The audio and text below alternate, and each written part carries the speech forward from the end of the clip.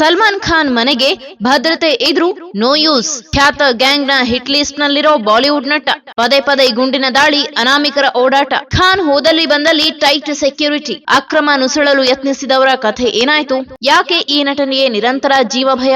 ನಾನು 86 KG ಇದ್ದವಳು 71 KG ಬಂದಿದ್ದೀನಿ. ವಯಸ್ಸಾದ್ಮೇಲೆ smart ಆಗಿ ಕಾಣ್ತೀರ ಅಂದ್ರೆ ಜಿನ್ನಿ. 126 ಕೆಜಿ ವೇಟ್ ಇದ್ದು ನಾವು ಈಗ 114 ಕೆಜಿ ಲೆಕ್ಕ ಬಂದಿದ್ದೀವಿ. ಯಾವುದೇ ಸೈಡ್ ಎಫೆಕ್ಟ್ ಆಗಿಲ್ಲ. 84ರಿಂದ 50 ಕೆಜಿ ಬಂದೆ. ಆಮೇಲೆ ಸಣ್ಣಗೆ ಫಿಟ್ ಆಗಿದ್ದೀನಿ. ಅದಕ್ಕೆ ನಾನು ಯೂಸ್ ಮಾಡ್ತಾ ಇರೋದು ಜೀನಿ ಸ್ಲಿಮ್. ಮುಂಬೈನಲ್ಲಿರುವ ಬಾಲಿವುಡ್ ಖ್ಯಾತ ಸೂಪರ್ ಸ್ಟಾರ್ ನಟ ಸಲ್ಮಾನ್ ಖಾನ್ ಅವರ ಬಾಂದ್ರಾ ಪಶ್ಚಿಮ ಪ್ರದೇಶದಲ್ಲಿರುವ ಗ್ಯಾಲಕ್ಸಿ ಅಪಾರ್ಟ್ಮೆಂಟ್ ನ ನಿವಾಸಕ್ಕೆ ಅಕ್ರಮವಾಗಿ ಪ್ರವೇಶಿಸಲು ಯತ್ನಿಸಿದ 2 ಪ್ರತ್ಯೇಕ ಪ್ರಕರಣಗಳಲ್ಲಿ ಮುಂಬೈ ಪೊಲೀಸರು ಒಬ್ಬ ಪುರುಷ ಮತ್ತು ಮಹಿಳೆಯನ್ನ ಬಂಧಿಸಿದ್ದಾರೆ. ಅನುಮಾನಾಸ್ಪದವಾಗಿ ಓಡಾಡುತ್ತಿದ್ದ ಇಬ್ಬರು ಅಕ್ರಮವಾಗಿ ಮನೆಯೊಳಗೆ ಪ್ರವೇಶಕ್ಕೆ ಯತ್ನಿಸಿದ್ದರು.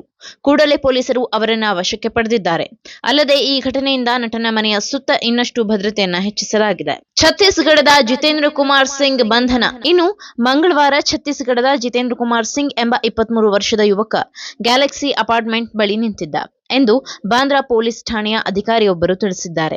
ಬೆಳಿಗ್ಗೆ ಸಲ್ಮಾನ್ ಖಾನ್ ಅವರ ಭದ್ರತೆಗಾಗಿ ನಿಯೋಜಿಸಲ್ಪಟ್ಟಿದ್ದ ಪೊಲೀಸ್ ಅಧಿಕಾರಿಯೊಬ್ಬರು ಜಿತೇಂದ್ರ ಕುಮಾರ್ ಸಿಂಗ್ ಅಲೆದಾಡುತ್ತಿರುವುದನ್ನು ಗಮನಿಸಿ ಅಲ್ಲಿಂದ ಹೊರಹೋಗುವಂತೆ ತಿಳಿಸಿದ್ದರು. ಇದರಿಂದ ಕೋಪಗೊಂಡ ಸಿಂಗ್ ತನ್ನ ಮೊಬೈಲ್ ಫೋನ್ ಅನ್ನು ನೆಲಕ್ಕೆ ಒಗೆದು ಒಡೆಯುವ ಮೂಲಕ ತನ್ನ ಆಕ್ರೋಶವನ್ನು ವ್ಯಕ್ತಪಡಿಸಿದ್ದ ಎಂದು ಅವರು ಹೇಳಿದ್ದಾರೆ. ಮತ್ತೆ ಅದೇ ದಿನ ಸಂಜೆ ಸಿಂಗ್ ಆ ಕಟ್ಟಡದ ನಿವಾಸಿಯೊಬ್ಬರಿಗೆ ಸೇರಿದ ಕಾರನ್ನ ಬಳಸಿಕೊಂಡು ಗ್ಯಾಲಕ್ಸಿ ಅಪಾರ್ಟ್ಮೆಂಟ್ ಆವರಣಕ್ಕೆ ಪ್ರವೇಶಿಸಿದ್ದಾನೆ.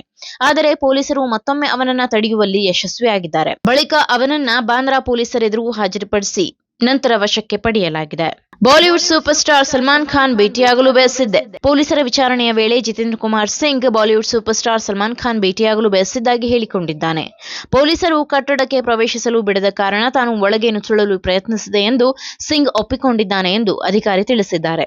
ಇನ್ನು ಗ್ಯಾಲಕ್ಸಿ ಅಪಾರ್ಟ್ಮೆಂಟ್ನ ನಿವಾಸಿಯ ವಾಹನವನ್ನ ಹೇಗೆ ಹತ್ತಿದೆ ಎಂಬುದನ್ನು ತಿಳಿದುಕೊಳ್ಳಲು ಅಧಿಕಾರಿಗಳು ಇನ್ನೂ ತನಿಖೆ ಮಾಡುತ್ತಿದ್ದಾರೆ. ಇದಾದ ಮರುದಿನವೇ ನಡೆದ ಇದೇ ರೀತಿಯ ಇನ್ನೊಂದು ಘಟನೆಯಲ್ಲಿ ಮಹಿಳೆಯೊಬ್ಬರು ಕಟ್ಟಡದ ಭದ್ರತೆಯನ್ನ ಉಲ್ಲಂಘಿಸಿ ಸಲ್ಮಾನ್ ಖಾನ್ ಅವರ ಫ್ಲಾಟ್ ಬಳಿ ಬಂದಿದ್ದಾರೆ. ಅವರು ನಟನ ಫ್ಲಾಟ್ ಪ್ರವೇಶಿಸುವ ಮೊದಲೇ ಅವರನ್ನ ತಡೆಯಲಾಗಿದೆ. ನಟನ ಫ್ಲಾಟ್ ತಲುಪುವ ಮೊದಲೇ ಆಕೆಯನ್ನ ತಡೆಯಲಾಗಿದೆ. ಗುರುವಾರ ಬೆಳಿಗ್ಗೆ ಮುಂಬೈ ಪೊಲೀಸರು ಮಹಿಳೆಯನ್ನ ಬಂಧಿಸಿದ್ದಾರೆ. ಮಹಿಳೆಯ ಕಟ್ಟಡದ ಭದ್ರತೆಯನ್ನ ಉಲ್ಲಂಘಿಸಲು ಪ್ರಯತ್ನಿಸುತ್ತಿದ್ದರು.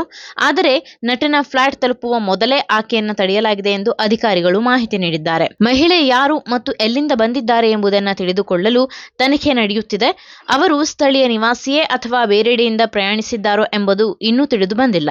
ಅಕ್ರಮ ಪ್ರವೇಶಕ್ಕೆ ಸಂಬಂಧಿಸಿದಂತೆ ಪೊಲೀಸರು 2 ಪ್ರತ್ಯೇಕ ಎಫ್ಐಆರ್ಗಳನ್ನು ದಾಖಲಿಸಿದ್ದಾರೆ. ಇಬ್ಬರು ಬಂಧನದಲ್ಲಿದ್ದು ತನಿಖೆ ಮುಂದುವರೆದಿದೆ.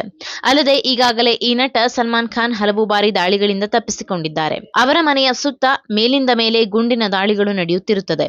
ಕಳೆದ ಕೆಲ ತಿಂಗಳ ಹಿಂದಷ್ಟೇ ಸಲ್ಮಾನ್ ಖಾನ್ ಟಾರ್ಗೆಟ್ ಮಾಡಿಯೇ ಗುಂಡಿನ ದಾಳಿಯನ್ನು ನಡೆಸಲಾಗಿತ್ತು. ಆಗ ಅದರಿಂದ ಅವರು ಬಚಾವಾಗಿದ್ದರು. ಪ್ರಮುಖವಾಗಿ ಇವರ ಮೇಲೆ ಹಲವು ಜನರ ಕಣ್ಣಿದೆ. ಲಾರೆನ್ಸ್ ಬಿಷ್ಣೋಯ್ ಗ್ಯಾಂಗ್ ನ ಹಿಟ್ ಲಿಸ್ಟ್ ನಲ್ಲಿ ಸಲ್ಲು. ಈ ಸಲ್ಮಾನ್ ಖಾನ್ ಜೀವಕ್ಕೆ ಅಪಾಯವಿದೆ ಎಂಬ ವಿಚಾರ ಎಲ್ಲರಿಗೂ ತಿಳಿದಿರುವುದೇ. ಗ್ಯಾಂಗ್ಸ್ಟರ್ ಲಾರೆನ್ಸ್ ಬಿಷ್ಣೋಯ್ ಗ್ಯಾಂಗ್ ಈಗಾಗಲೇ ಈ ಸಲ್ಮಾನ್ ಖಾನ್ ಅವರನ್ನ ಕೊಲ್ಲುವುದಾಗಿ ಹಲವು ಬಾರಿ ಬೆದರಿಕೆ ಹಾಕಿದೆ. ಇದಲ್ಲದೆ ಸಲ್ಮಾನ್ ಮನೆಯಲ್ಲಿ ಹಲವಾರು ಬಾರಿ ಗುಂಡಿನ ದಾಳಿಗಳು ನಡೆದಿದೆ. ಇದರೊಂದಿಗೆ ಸಲ್ಮಾನ್ ಜೀವ ರಕ್ಷಿಸಲು ಪೊಲೀಸರು ಭಾರೀ ಭದ್ರತೆ ಒದಗಿಸುತ್ತಿದ್ದಾರೆ. ಮತ್ತೊಂದೆಡೆ ಸಲ್ಮಾನ್ ಎಲ್ಲಿಗೆ ಹೋದರೂ ಅವರಿಗೆ ಹೆಚ್ಚಿನ ಭದ್ರತೆ ನಿಯೋಜನೆ ಮಾಡಲಾಗಿರುತ್ತದೆ. ಲಾರೆನ್ಸ್ ಬಿಷ್ಣೋಯ್ ಗ್ಯಾಂಗ್ ಯಾವಾಗಲೂ ಸಲ್ಮಾನ್ಗೆ ಹಾನಿ ಮಾಡುತ್ತದೆ ಎಂದು ಅಭಿಮಾನಿಗಳು ಚಿಂತಿತರಾಗಿದ್ದಾರೆ. ಇನ್ನು ಮುಖ್ಯವಾಗಿ ಕಳೆದ 1998ರಲ್ಲಿ ಹಮ್ ಸಾಥ್ ಸಾಥ್ ಹೈ ಚಿತ್ರದ ಚಿತ್ರೀಕರಣದ ಸಮಯದಲ್ಲಿ ಸಲ್ಮಾನ್ ಖಾನ್ ಕೃಷ್ಣ ಮೃಗವನ್ನ ಬೇಟೆಯಾಡಿದ ಆರೋಪ ಇವರ ಮೇಲಿದೆ. ಅಂದಿನಿಂದ ಸಲ್ಮಾನ್ ಖಾನ್ ಅವರಿಗೆ ಜೀವ ಬೆದರಿಕೆಗಳು ಬರುತ್ತಿದೆ. ಲಾರೆನ್ಸ್ ಬಿಷ್ಣೋಯ್ ಗ್ಯಾಂಗ್ ಆತನನ್ನ ಕೊಲೆ ಮಾಡಲು ಪ್ರಯತ್ನಿಸುತ್ತಿದೆ.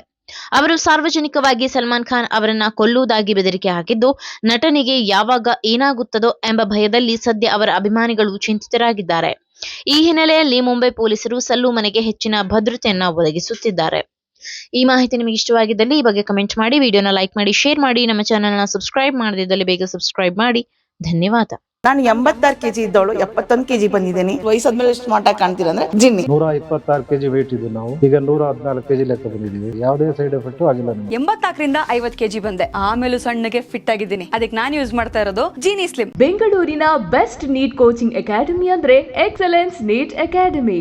Neat crash course and NEET long term coaching admission ಪ್ರಾರಂಭ. ಈ ಕೂಡಲೇ ಸಂಪರ್ಕಿಸಿ.